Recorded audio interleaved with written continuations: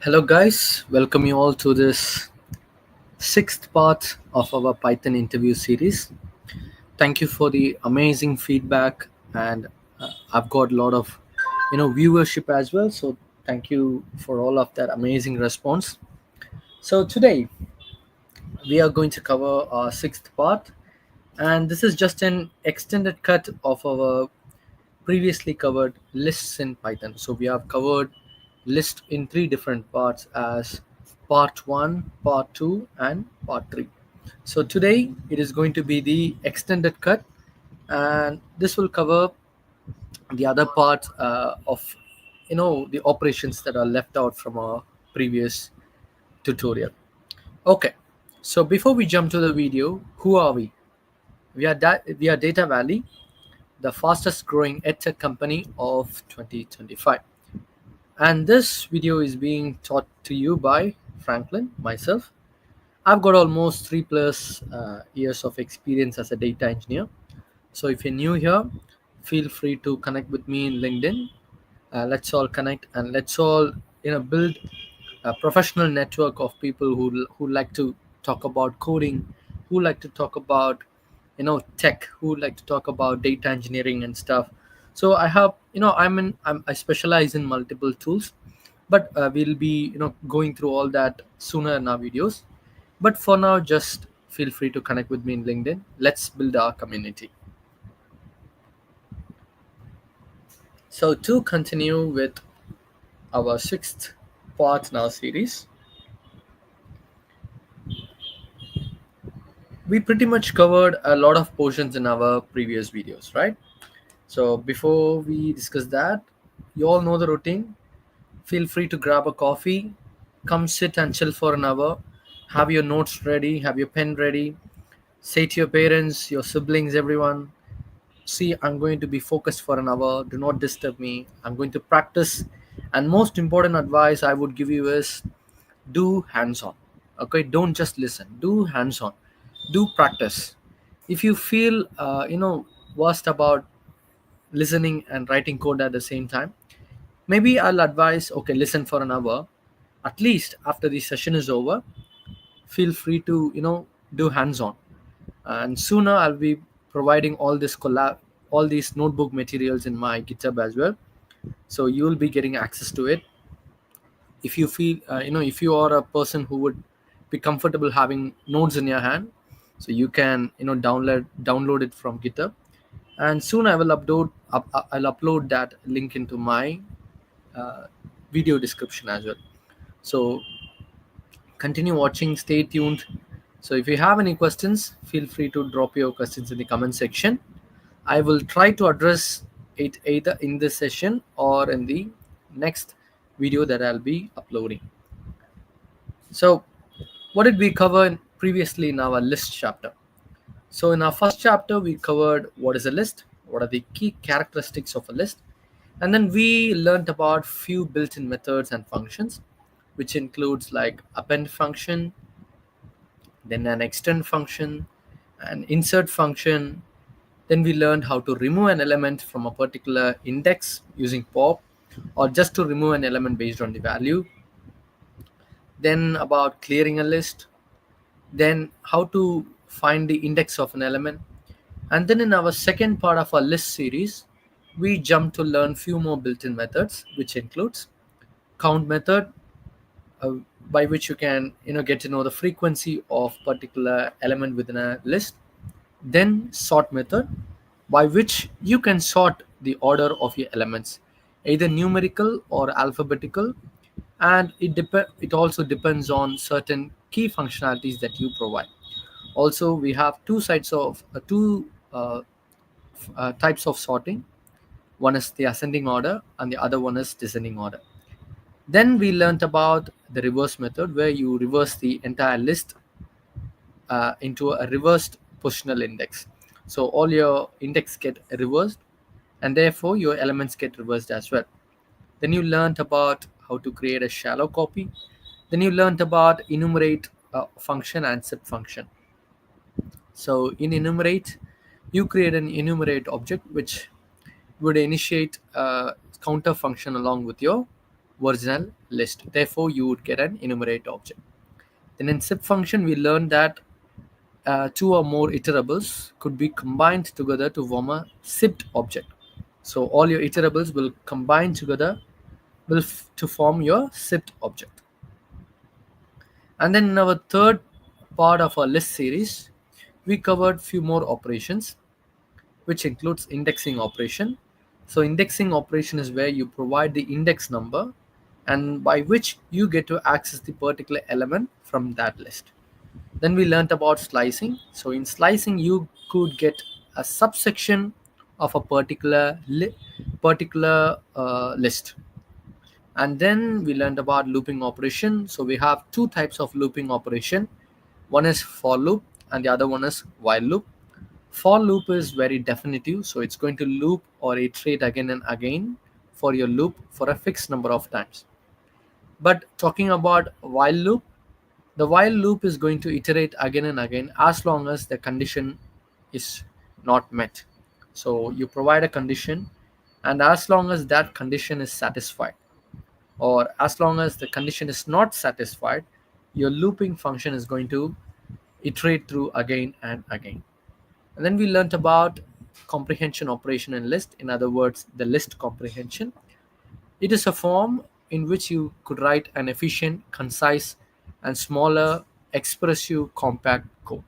So, and it also combines the functionality of a for loop and if condition. So, this is very compact version of writing your code.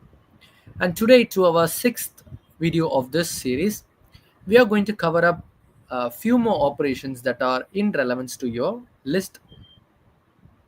So, to start with, I mentioned list comprehension in here again.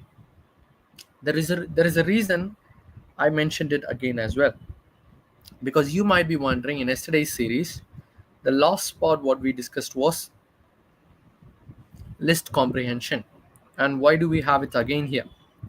List comprehension is bit crucial for all your interviews or in your real world setup. It is not necessary that you have to use your list comprehension, but what I would suggest is that if you use list comprehension, you would become a better coder. So instead of multiple lines of code, if you can write all those code in a single line, you would be called a pro, right? You will become a pro coder. So I wish all the data valiants here to become a pro coder. So this is one of the important technique while writing in Python. So make sure that you pay attention towards this concept. By concept, we all learned yesterday, how concise it is, why it is efficient, in how it is providing us better readability. We covered few of those topics yesterday. Today, we are just extending it by just giving you extra code questions. Okay, so if you could see those questions, and it'll help you to understand better. So that's the point of bringing this chapter again to you.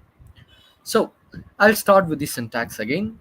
So for a list comprehension, you have to specify a list name, which is going to be the name of your list that you're creating via list comprehension. And then it takes a square bracket, as you can see, and then you have to mention your expression, and then you have your for loop. So for item in iterable, so item can be a naming convention for your individual elements that you access and provide an temporary variable. And then iterable is anything that you can loop through. So it can be a string, it can be list, it can be dictionary, it can be a tuple. So all of these are iterable. So you're going to provide from which you're going to loop. So you provide the name of your the list that you want to work on, and then you have if condition, which is optional. Let's see the explanations in short. So the expression is an operation which gets performed on each of your item that is included in the list. It can be a variable, a function call, or any valid Python expression. So not necessarily the expression just have to be some kind of functional call or a formula. It can take any kind of Python expression, to be honest. And then yesterday we saw a few of expressions, right? So not only expressions, it can take in functional calls as well. So be thorough about it. And then talking about item, this is a temporary variable as I said earlier. So when each of the elements from this list gets accessed, each of these individual elements are given a name. So that is what I call as temporary variable. And then you have iterable. So this is the sequence in which you are trying to access the elements and you're trying to apply an expression to each of those elements within that list. So that is your iterable in here. And an iterable can be of a type list, tuple, range. It can be even dictionary, whatever not. And then you have if conditional.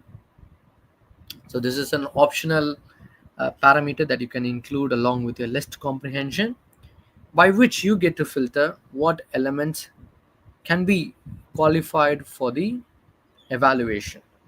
So let's say I have an expression where it says that even yesterday in our coding problem we discussed about it, right? So we want to extract only the even numbers. So what did we do? So we used if clause and then the particular equation. So the number percentage 2 is equal to 0 will give you a value those that are only divisible by number 2. So you're going to get only the even numbers. So that is how you evaluate. So the if condition plays a crucial role as well, because when you write the complex code, and that's when the if conditions are very widely used. Okay, we have seen enough of list comprehension theory. Let's jump to our code now. So how to create a new list containing the squares of even numbers from 1 to 10 using list comprehension. In yesterday's session, we saw that how to create a new list that contains only the even number. But today I've got you with a bit complex question. Okay, it's not exactly complex, but you're going step by step, right? So you'll be getting there. Do not worry about it. So how to create a new list? So try to understand the question. First, yes, you want to create a new list, and then what it should contain. It should contain only the squares of, you should have only the squares of your even numbers. So you're going to filter for your even numbers and then you're going to square those numbers. And what is the range you want? So from 1 to 10. So that is the set of numbers that you're going to use to perform list comprehension. All right. So we have learned, or we have dissected the question. Now let's try to implement those in our code. All right. First, I've got an iterable here. So I've already said you what is an iterable. Iterable can be a range, it can be a list, it can be a tuple. So anything that can iterate again and again is an iterable. All right. So I've got the iterable here. Oh, sorry. So I've got my iterable here, and then I've got my list comprehension. I'll explain those, and then I've got my print statement.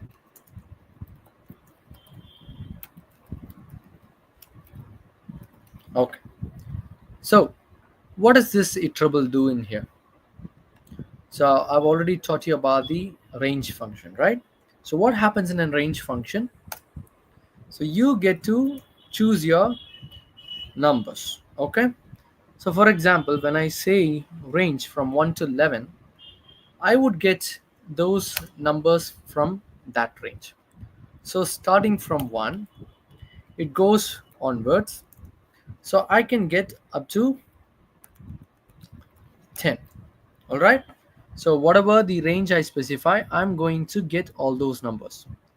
And you got to remember that in range function, the last number is exclusive. Okay. So 1 is the start here and the range is, and the 11 is the stop here. And talking about your stop parameter, the number that you specify, it is always n minus 1. So what do I mean by n minus 1? The value is exclusive of that particular number. So if you specify 11, your range extends only up to 10, so it stops at 10. Okay, so that is how your iterable is working in here. And then let's talk about the list comprehension formula that we have got here. So what is the even squares here? So this is my variable for the list. Okay, and then what have I got? I put these square brackets. So do not forget, for your list comprehension you always have to use a square bracket. Then I've got an expression here. Okay, so this is my expression part. So what does this do? So this is nothing but, for example, let's say I have got number 2. So 2 into 2, which is a square root, right? So this gives you a square root of a number. And you might be wondering, why did I mention x? So x is a naming convention or an temporary alias that I give to each element I access from my source list. And then I've gotten here a for loop. So I've got my for loop, which is this. So x is my temporary variable again, and numbers is my source sequence. So as you see here, this is my source sequence. All right, for x and numbers. And then I've got my if statement. So what happens in my if statement? So this is going to get only those that are even numbers. Okay, this, how does it work? For instance, let's say I have let's say I have 4. So 4 divided by 2, okay, is an, will give me 2, which is an even number, right? So similarly, any number that you have got, if you could further divide it by 2, then it becomes an even number. So anything that is of an even number, I would be filtering it for my list comprehension. And you all know about print statements, so it just prints your result out. So in simple or in concise way, x into x is your expression for squaring your number. So the squaring actually happens here. Okay, so how this code works is, first your for loop works. It accesses the particular element from your list. Okay, it gives a temporary variable called x. Okay, it gets an element x from your source list, and then to this x it applies this expression. All right, for example, let's say I want to multiply everything by 2. In that case, this is my expression. So x asterisk 2 or multiplied by 2 gives me a multiplied value for my elements in the list. I hope you all get it. So this is the expression you apply to this elements you get out from your list. So in our case, we are not multiplying, but we are finding the square. So hence I've got x into x, or in other words, the element accessed from here. So if it's accessing 3, so it's 3 into 3, 4 into 4, 5 into 5. So each time the element is extracted out, the expression gets applied to that particular element. So before that, there is also a condition if clause. So first step happening here is the element is extracted out, and then to that element it checks if the value is divisible by 2. Is that an even number basically? So if the number is not satisfied, it doesn't go to your further stage where you square those number. All right, so this is the case only when we use if clause. If you don't use if clause, it does a for loop, goes to the expression, and then it prints again and then iterates. But if you have an if statement, this goes for your for statement first, where the element is extracted out, then the condition is checked for, we have an if filter condition, and then if it is satisfied, then it goes to the expression part. All right, So let's run this code to check what has been, the output of this code.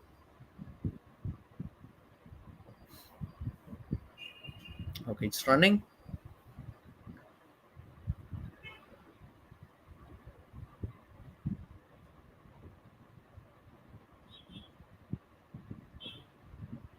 Okay, the sources are getting booted up. Let's just give like 5 seconds. Yes, you have got it. So as you see here, the output that you have got here is 4, 16, 36, 64, and 100. So the code functionality is very obvious. How I'm saying it is very obvious of what the result it has printed. You might be wondering, for instance, let's say for x and numbers. So each time the element gets it out, okay, each time the number is being extracted from your list, it goes for an expression. In that case, it would make an error out, okay, because you're not printing the even number. But in your case, you want only the list that contains the squares of even numbers only. And hence, whenever the element is extracted, the filtering process is done straight away, and only after the filtering process, the expression gets applied through. So that's why you have got the result as 4, 16, 36, 64, and 100. All right, now to our next part. What is membership testing operation? Okay, membership testing in Python refers to a process where you check, does the particular element exist within a list? For example, let's say I have a list called apple, cherry, and berry. And now I can use the membership testing operation to find if I have the particular element within that list. For instance, let me have a membership testing where I want to check if apple is present in my fruits list. In that case, when I ask if apple is present, my list is going to check one by one if that particular element is present or not. If that particular element is present, you're going to return true. And in case if it is not present, it is going to return false. Let's take it in a very simple logical way. I'm asking you, for example, I'm asking you, hey mate, do you have a pen? What is your response? If you have a pen, you're going to tell, yes, I do have a pen. So in Python context, you're returning me true. If you don't have a pen, you're going to tell me, hey Frank, I don't have a pen. So in that case, your return is false. Exactly similar in Python as well. You just check whatever your query is if it is present in the particular list. All right.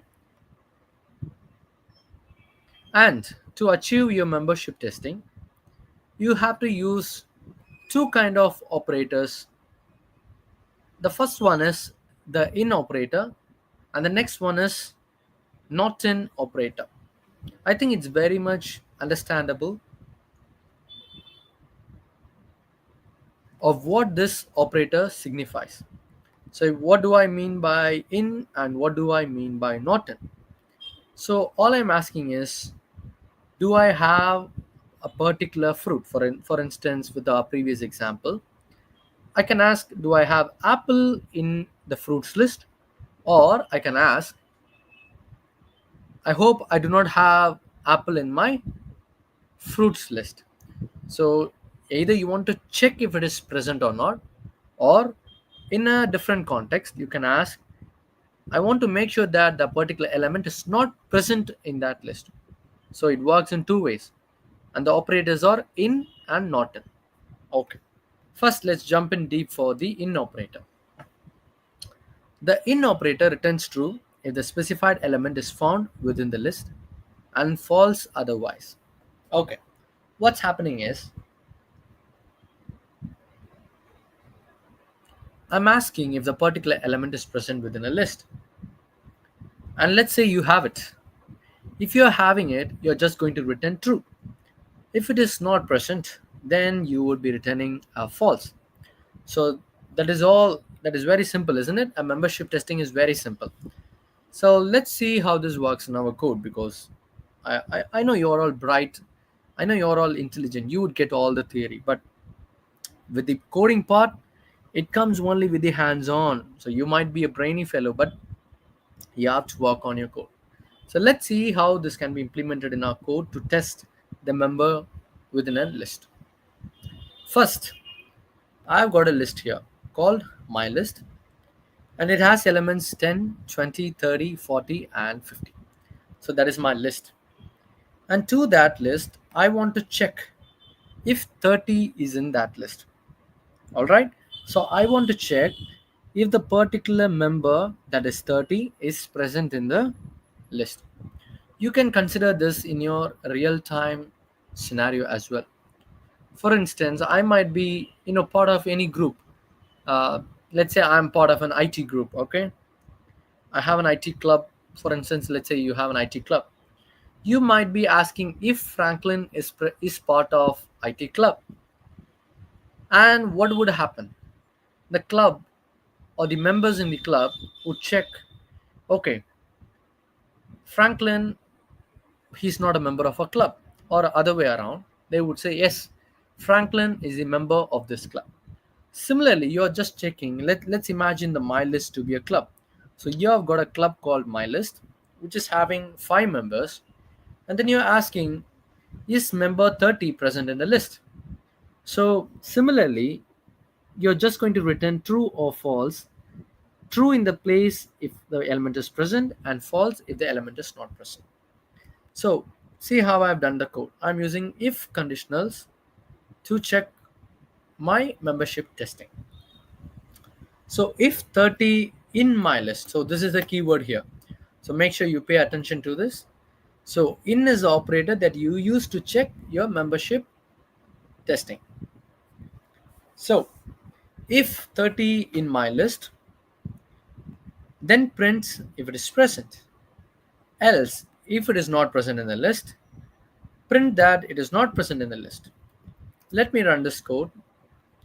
And as you can see here, I've got my print statement here, which says that 30 is present in the list. And especially you might be wondering, to my eyes, yes, I can see that the particular value is present in the list. Why should I even use an in operator?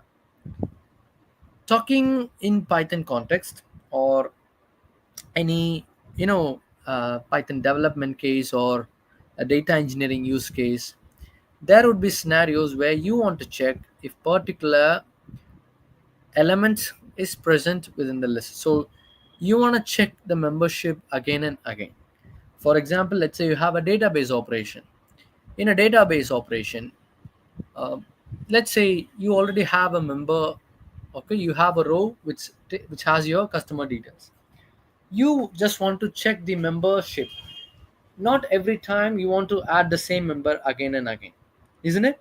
Let's say you have a customer named Franklin. You don't want to add my same details again and again. And you can do it, but the problem is you're being very inefficient. You're making the performance a degradable one. So when you think as a Python developer, or a database engineer, or a data engineer, in any context, you want to write an efficient code which improves the performance. So by this process, it's like a check that you're placing, and hence the functionality of your code has been improved. So coming to our next question, I want to check if 60 is in the list. We have seen that 30 is present in the list, and you have got a good answer there. What would happen if a particular element is not present in the list? Would it return an error, or would it give an answer out? So your return value is mostly of Boolean type, right? So you would either get true or false. But let's see if it would throw out error or it wouldn't throw out error. I say it wouldn't throw out error. Alright, so we checked if 60 is present in the list. Yes, as you can see, we don't have it. And instead of returning an error, it has given us an answer, which means that when the particular member is not present in the list, all you get to return is a value rather than an error. So because the member 60 is not present in the list, I've got an answer saying that yes, it is not present in the list. Now to our not in operator. So not in operator is exactly opposite to our in operator. So the not in operator returns true if the specified element is not found within the list and false otherwise. It is essentially the logical negation of the in operator. So what do I mean by the logical negation of the in operator? So while you use the in operator, if an element is present, you get to return it with true. But if you use not an operator, if the element is present, then it would return false. So you are getting a reversed logical functionality. So there is a logical negation happening. So as in and not an operator are exactly opposite. If it is present, you would get true. If it is not present, you would get false in your in operator. But with not an operator, if the element is present, you would get false, and the element is not present, you would get true. So you're getting alternate or a negated value. It's a bit different, right? It's a logically different, and hence you're getting a different result. Let's see that with our code. So I've got a list here saying apple, banana, and cherry. So my list has three elements, and now I want to check that if grape is present in my list above. So as you can see here, we don't have grape, but I want to check it. Now how I'm doing it, if grape not in my list, then print this statement. Else go for this statement which says that grape is in the list. Let's see what does it print. It prints me grape is not in the list. Okay, I explained you about the logical negation, isn't it? So let's check how it is a bit different to our in operator as well. So if grape in my list,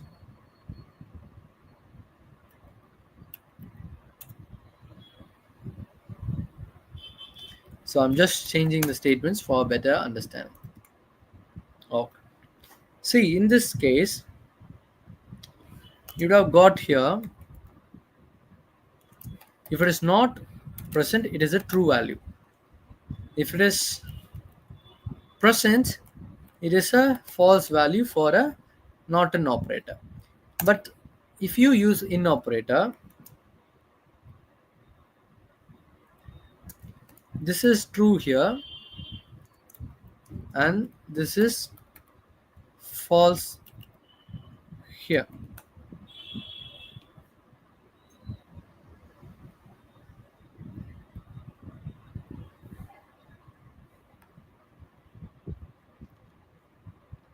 Okay, so in any way that you consider, what's happening here is as long as the conditions are met, it is true. So if it is in, it is true. Even if it is not in, it is true. But the difference here is the logical negation that's happening. So make sure that you are well aware about the operators that you're using within your list. Okay, we have seen that if particular element is not present using the in operator, it returns the false statement and then it would print your statement as well. Let's see how that would work with our not an operator. Okay, now I'm checking if banana not in my list, then banana is not in the list, printed that for me. Else, if it is not present or if the logical condition is false, then print banana is in the list. Simple. So not in should be true. If it is true, then it prints this. If it is not happening, the logical negation points to a false statement, which in turn would print banana is in the list. Let's see if it is true. that the fruit is present in the list. It has printed that banana is in the list. Do we have banana in the list? Yes, we can see that it is present. So, because it is present, it would return true. So, this print statement has been neglected or ignored or skipped, and then it has gone to the false condition. All right. So, that is how your in and not in operator works for your membership testing. And then we have our length function. We did see about length function previously in our codes as well. For instance, with for loop, we did check about the range function and length function, right? So, but we didn't cover it detailedly because I said that we'll be covering that detailedly later in our chapter. And today is the day we have got a length function. So let's dive deep to know about it. The length of the list refers to the total number of elements or items contained within that list. So what do I mean by that? So what I'm trying to tell here is that, let's say I have sorry, let's say I have got a list called my list, and then whatever the quantity of the element within a list, that is what the length function refers to. So in this context,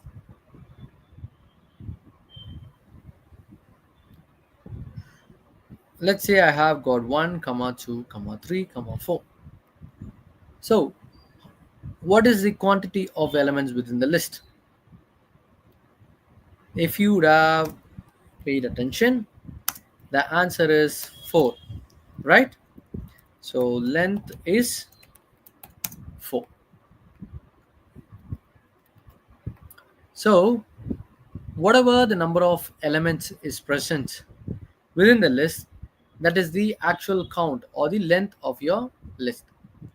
This is a very fundamental property of any list, because any list would have a set of size, right?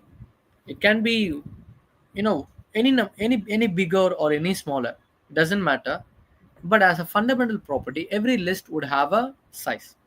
So the length function would denote the size of it.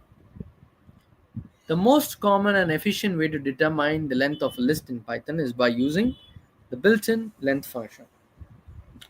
So to perform a length operation, you use the length function, which is a built-in function in your Python. Let's see the syntax. The syntax goes like this: length function with a round bracket, and then you mention the iterable. So iterable in the context of our list, so you have to specify your list name. So length, round bracket, and then you have to mention for which list would you like to know the length. Now let me create a list. Okay, I'm creating a list called fruits with few elements in it, called apple, banana, cherry, and date. So to this list, I wanna check the size of my list. So how am I going to do that?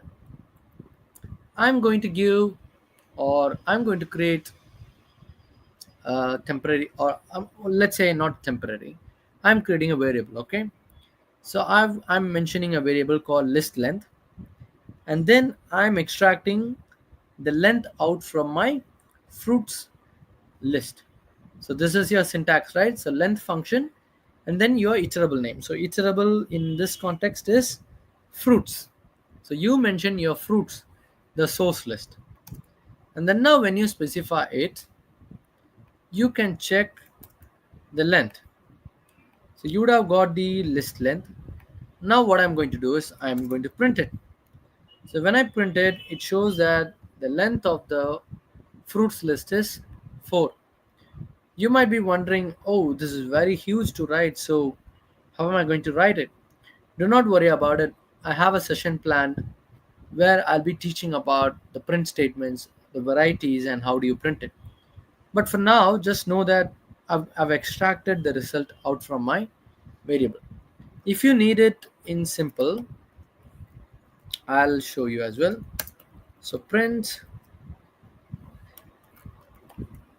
what am I printing? I'm printing fruits.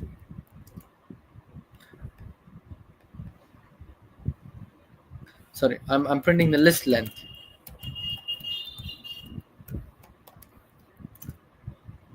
So when I print it, I can see that value 4 has been printed.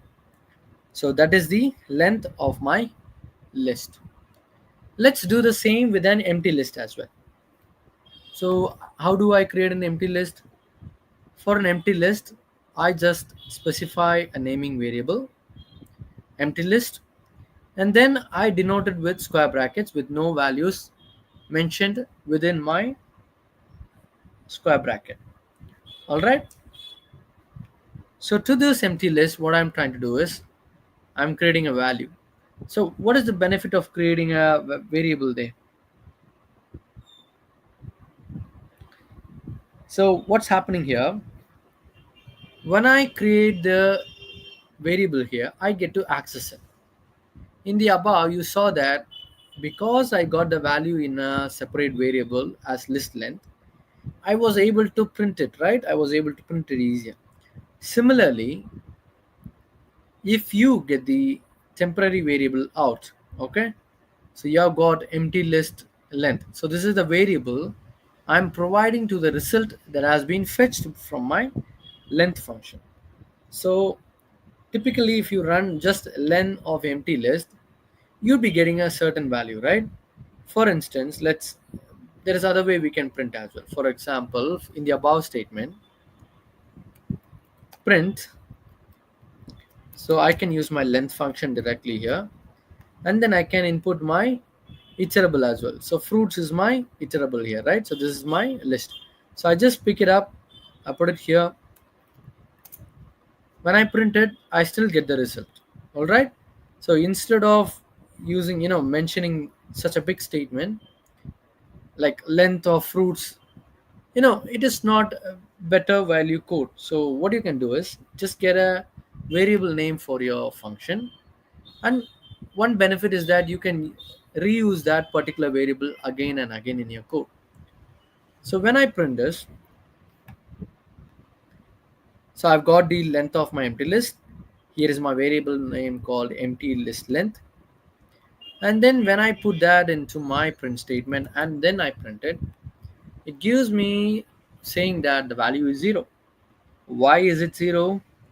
The value is 0 because it is an empty list. So we created an empty list, right? So you got no elements within, and therefore we have got an value as 0.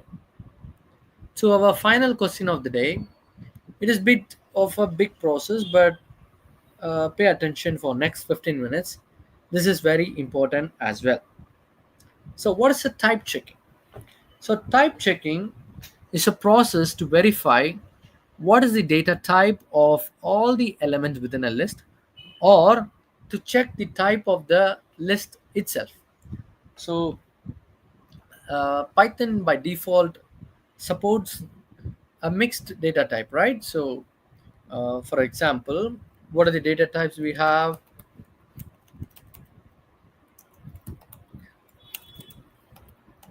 So we have, for instance, let's say 1 comma 2 comma 3. So this is integer type.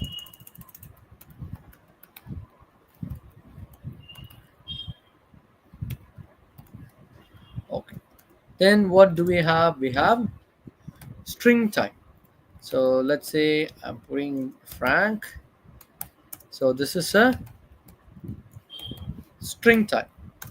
And then what do we have? We have, let's say, 1.0, 2.0. So this signifies your float type.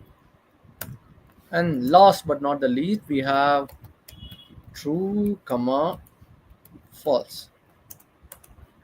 In that case, you have Boolean type. So these are the types or the data types that you have for your Python. So what happens is that And by default, Python list supports adding mixed types of elements in your list. So there might be a scenario where you need to check if the particular element is of a particular type. Or there might be a scenario where the list that you provide is of a type list at all, because you have varieties of data structure types as well. So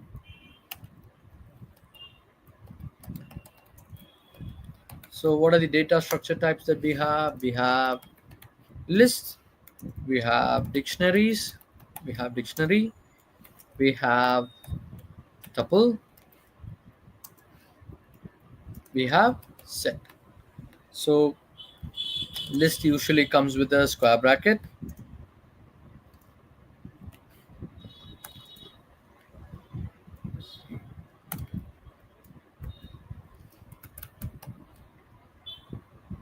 Dictionary usually comes with curly brackets with key is to value pair. Tuple usually comes with a round bracket.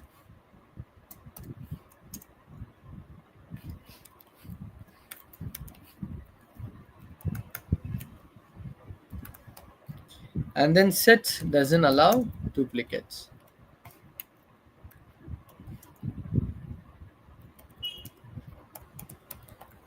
Okay.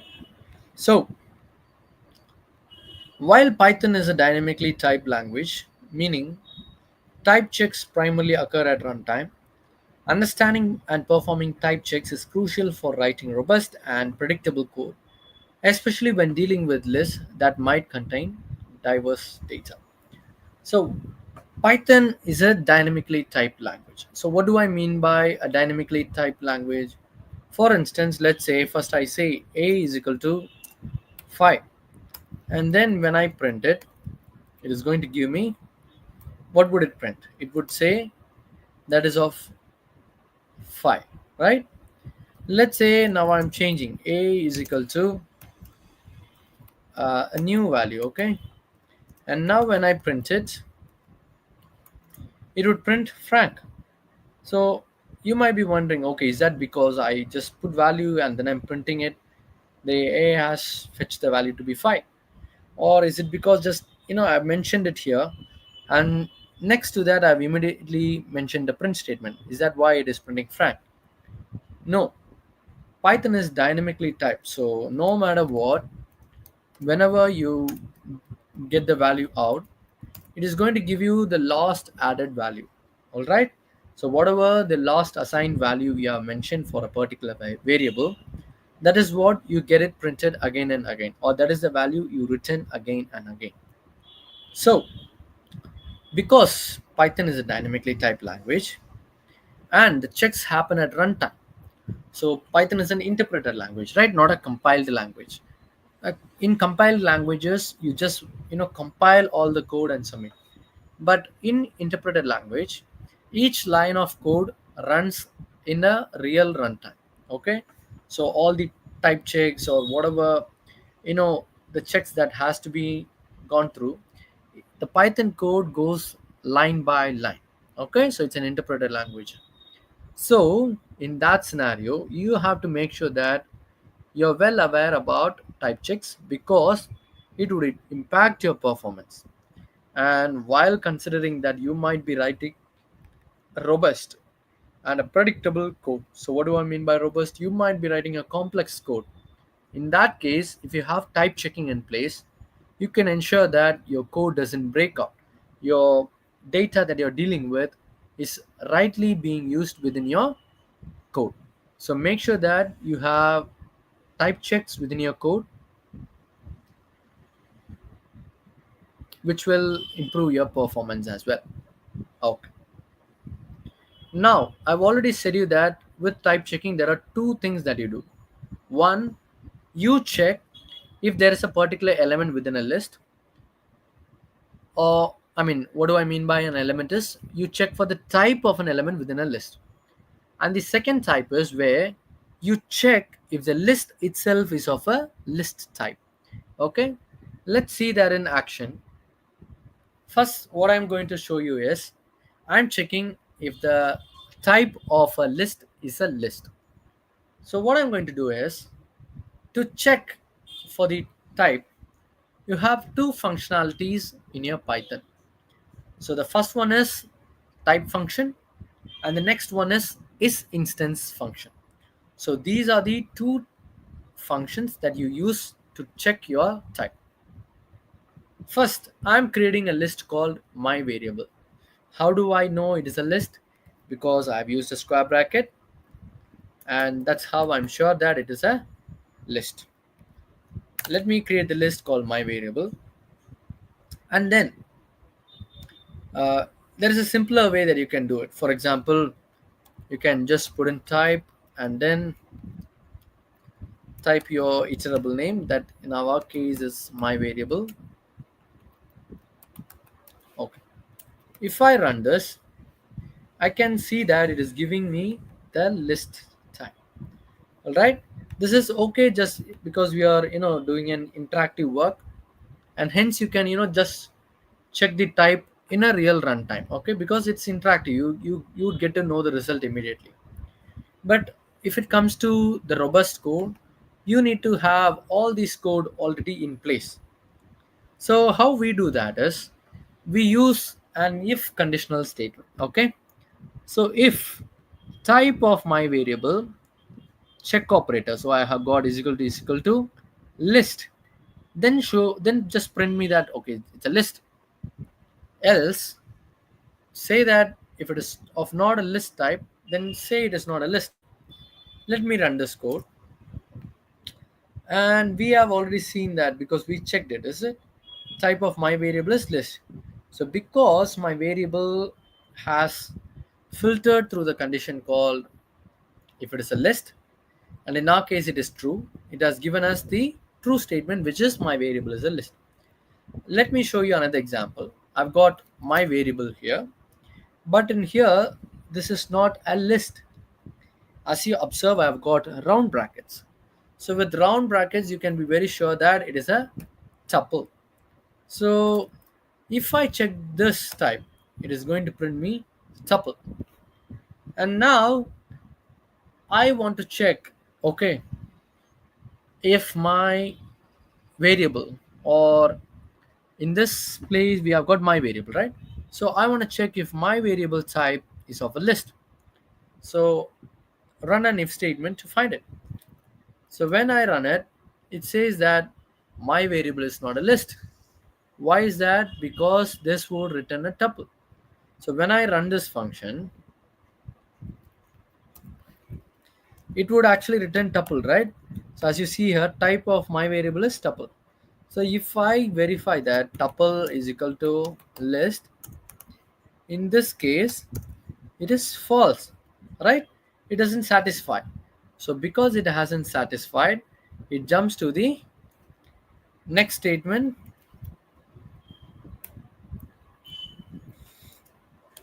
else condition. Okay.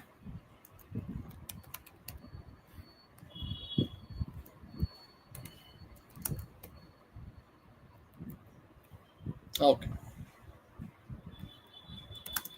And now we have one more functionality within to check the type checking, that is called isInstance. So we use isInstance function or a type function to check for the type. So how does an isInstance work? So the syntax goes like isInstance function, and it would take two parameters called the object and then the class info. So the object parameter verifies what object to be checked, and the class info would take in the information of which type you want to have a look, or do you want to check if it is the particular object is from a particular class. I will discuss about all these objects and class when we discuss about object oriented programming, but for now know that a class, uh, and oops is how you create, a class is how you create an object. So class provides you with functionalities to create an object. So if class could help you to create an object, There is also a way that you can check if that particular object belongs to the particular class. So you can use for that, or in our case what we are seeing currently, we can check the type of a particular object as well. So first you have to mention what object you want to look for. So object in this sense is like it can be a variable, uh, which means that it can be a tuple type, it can be of a, the variable can be of any type, right? Because variable is just an assigning character. So here this is my variable, but it can take any value to it. For example, in here it's a tuple. In the previous one we had a list, so in here we have a list. So it can be an any object, but we got to mention the object name, and then we have to mention the class info, or you can mention what is the type you're looking for, or what is the type you're looking forward to verify. I've got here another variable is equal to hello, and to that what I'm doing here is if is instance. Okay, so this is the syntax I've got. So I've got an if statement here, and then I'm checking is instance. I'm providing it with my object type. So what is my object here? My object here is another variable that I've created here. So object variable in the above has a value called hello, which is of a string type. So I'm passing my object here, another variable, and then I want to check it against if it is a list type. So in the place of a class info, I'm providing my type in which I want the comparison to be performed. So when I print, what it would give is another variable is a list. It would become true only if this is a list. But what is my another variable? What is the type of it? So if I verify it, type of another variable. So I've already said it. If you remember, what is the answer? It is of a string type. So str denotes string. So when I print this, I can see that it says me that no, it is not a list. So that is how you use your isInstance function to check for your type. Okay, we have done all this to check whatever variable type or whatever object type is or whatever list type is. But now I want to check if each element of a list is of a particular type. So how do I do that? So I already said you right. You have two types. One is to check if the whole list itself is of a list type, and the next one is if all the elements within a list is of a particular type. So what happens here is if you want to check all the elements within a list, you gotta iterate through each of that elements within the list, and then once you iterate, as in the above, similarly you use the if statements to compare, or you get to know using your type function or isInstance function, which will be applied to each of your element to know about the type of that element. So what I'm trying to do here is I've got a list with mixed data type. So as you all know, Python list supports multiple objects of, multiple elements of different data type. So in here I've got one which is an integer. I've got apple which is a string. I've got 3.14 which is of a float type or a decimal. Then I've got true which is of a boolean type. And now what I want to check is check if all the elements are integers. So what I'm trying to do here is I've created a variable called all integers is equal to true.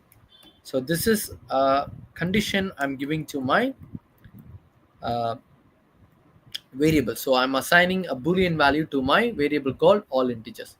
So if all integers, if all the elements within a list are integers, then the condition is true. All right. And now this is the crucial part. What I'm trying to say here is for item in mixed list. So you all know that item denotes your temporary variable name. So for item in mixed list, if not is instance item comma integer. So what's happening here? For item would surf through each element. So it would iterate again and again and gets to access each element individually. So from this source list, go through each element and then check if not is instance. So there is two way. If I can check if is instance of a integer data type. But for now, let's go through if not.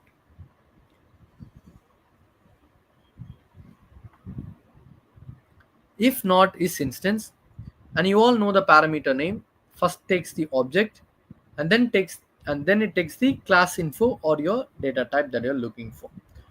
So what I'm trying to do here, I'm applying my object here. So what is my object here? So this is the name for the individual objects, right? So item, I'm just specifying it. So the variable name, and then I'm looking forward if it is of a integer data type. And then you can notice that I have changed the condition to false. Why is that? Because I've used if not. So if it is of an instance, then the integers are true, right? I'm just saying if the element is not of integer type, change the condition to false and then break out of the loop. So instead of running through the list again and again, let's say in our example, okay? First it goes to the one, okay? It gets the naming variable called item. So the item is equal to 1, and then it checks what is the item here, 1. So 1 comma integer, is 1 an integer type? Yes, it is an integer data type. And then if that is true, so if it is not, then it would false out. But in our first case it is true, so the condition wouldn't change, it would exit the code. But now let's say I'm taking an apple, so apple is my item. Apple passes through, it gets to check against is instance method, asking if it is of a type integer. So when apple is not of an integer type, so here, right, if it is not, the condition is broken, right? So in that case, when this statement becomes true, I'm reversing my condition here. So initially we started with all integers is equal to true. Now I'm changing it to all integers is equal to false. When the condition is changed, break out of the loop. And then if all are integers, so if all integers straight away means that if all integers is equal to true. So if it is true, then print that yes, all the elements in the mixed list are true. Else, else just denotes that if all integers is equal to false. Okay.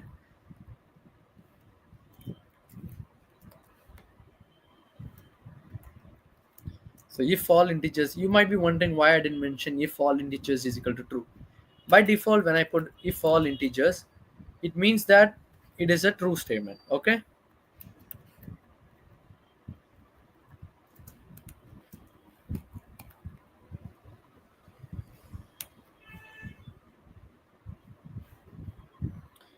Then print that all elements in the mixed list are integers, or just say that not all elements in the mixed list are integers.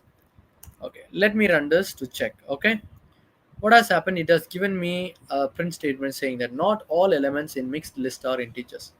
Are you sure about it? Yes, because first it accessed 1 and it knows that it is an integer.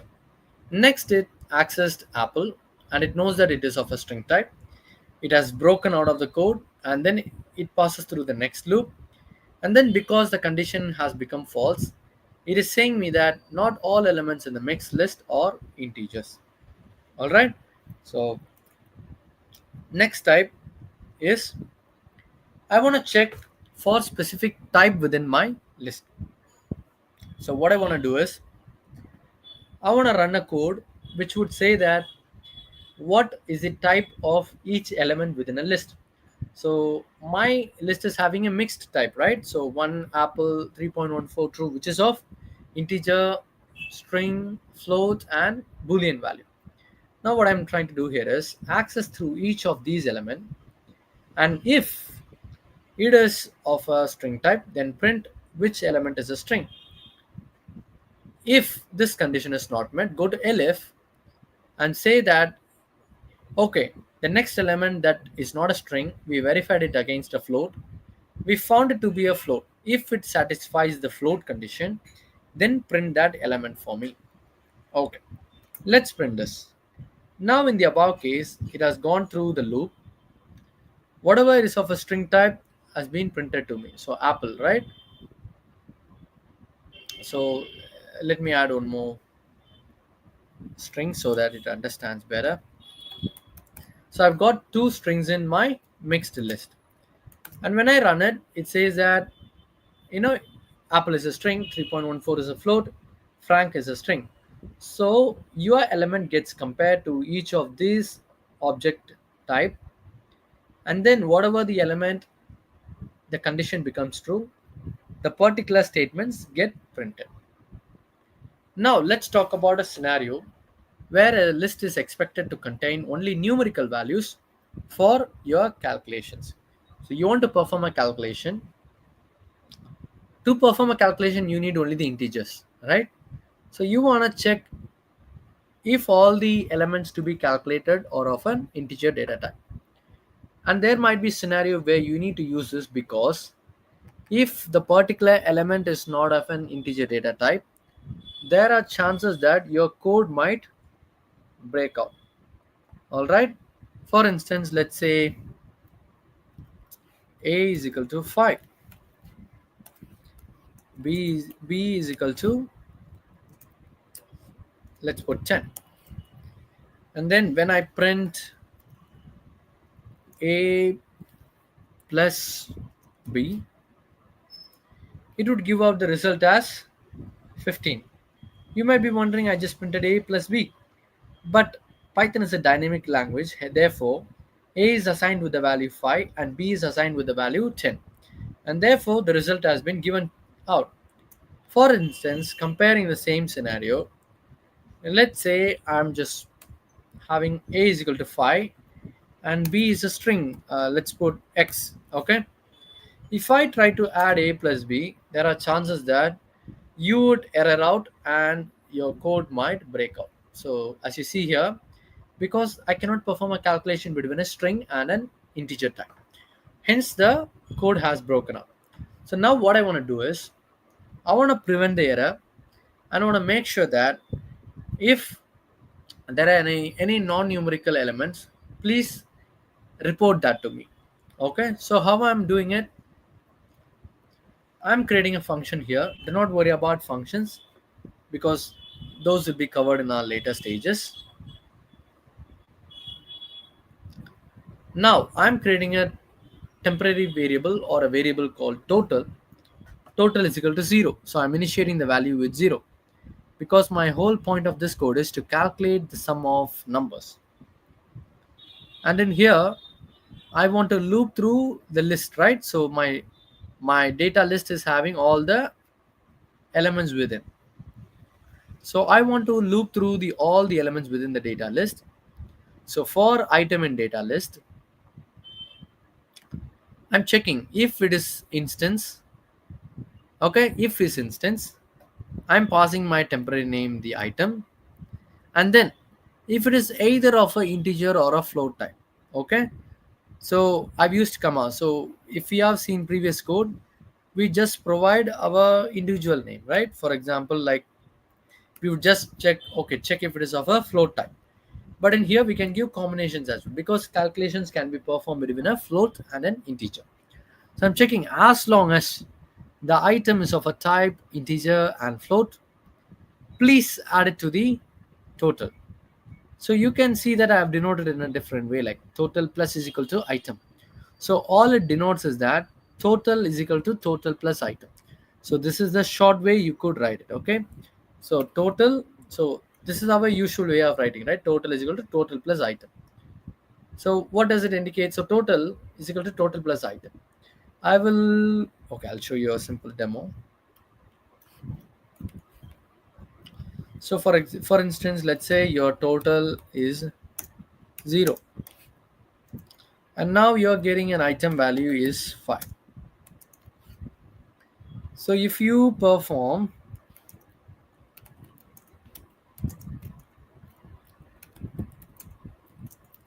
total plus item, then you would get 0 plus 5.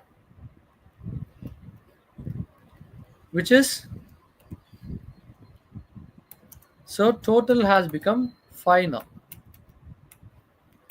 Let's say now I've got the next element. So item is equal to 10. And now when I perform the same total function, so what is my existing total? It is 10. So 10 plus item. What is my item? 10.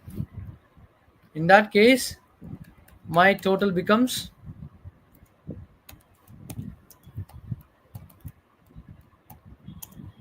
20.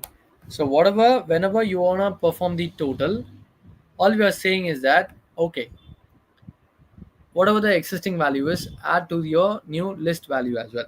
So both your list, I mean both, I want you to add both the item value and your total value as well.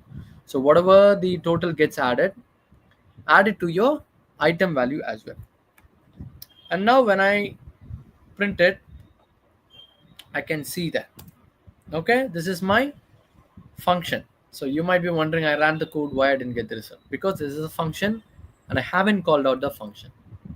And now in here, I'm creating a list called numbers list, which has 10, 20, 30, 40, and 50.5. Okay. In here, as you can see, I've got an else statement, which says that if there is a non-numeric item found, print that item to me and skip it as well. So only as long as our elements are of integer and float time, it gets calculated. If it is of any other type, it gets skipped. So in here, I'm creating a new variable called result, and then I've got my function called calculate sum of numbers. So within that function, I am passing my iterable or my list name called numbers list. So you might be wondering why I've got data list in here. So that is a temporary parameter value that we have provided. So whenever you pass a particular value to an function, this gets replaced with data list. Okay, because that's where you get in to loop for. So that's where your iterations comes from. So whatever the naming convention here it could be, it just gets converted by default to whatever the parameter name that you have set within a function. So when I call this, you can see that 40 is a string. So that value has been missed out, but the remaining all your numeric elements have been calculated. So this is how you use uh, uh, type checking to perform a calculation, and when you especially design a robust code, this plays a crucial part. Okay, so I hope this session was very helpful to you. So what did we learn today? So we learned about type checking, where you verify the type of a particular iterable. So either it could be a tuple, list, or something else, or you can check the elements within a iterable as well. So that is how you perform the type checking. And then you have, then we looked upon your membership testing. So membership, oh sorry, we learned about length function. So with the length operation, you get to check what is the length or what is the quantity of elements within a list. And then we learned about the membership testing using in and not in operator.